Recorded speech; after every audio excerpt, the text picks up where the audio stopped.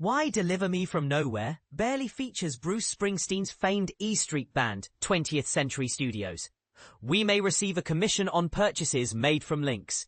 If you're expecting a lot of concert scenes in Springsteen Deliver Me From Nowhere, https www.film.com/tune003257 Springsteen Deliver Me From Nowhere. You might be disappointed. The movie focuses on a different, more intimate period in Bruce Springsteen's life. When his depression was at its peak, he channeled those haunting feelings into his 1982 album, Nebraska. The film opens with a grayscale scene from Springsteen's childhood, showing him in the present performing Born to Run with the E Street Band at the end of their tour for the river. While you can spot band members like Clarence Clemens, Judah Seeley, Max Weinberg, Brian Chase, and Steven Van Zandt, Johnny Cannizzaro, in the background, they barely feature in the movie. This is because Nebraska is an album Bruce made solo, using a multi-track recorder, rather than with the E Street Band. Nebraska is a Bruce Springsteen album, but not an E Street Band one. The band is only briefly featured in the movie, as this isn't an album they worked on together. If the film was titled Born to Run or Darkness on the Edge of Town, the story would be different.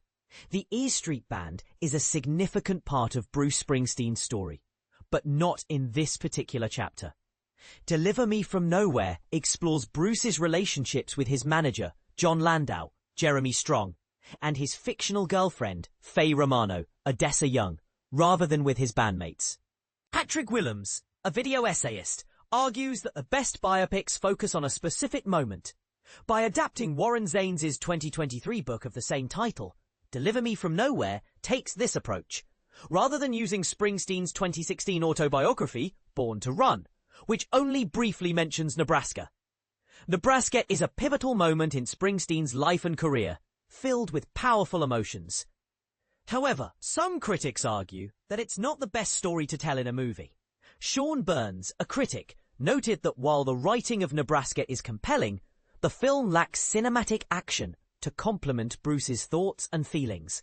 This year, Peter Ames Carlin, a previous Springsteen biographer, released Tonight in Jungleland, The Making of Born to Run, which explores the E Street Band's role in Springsteen's third album.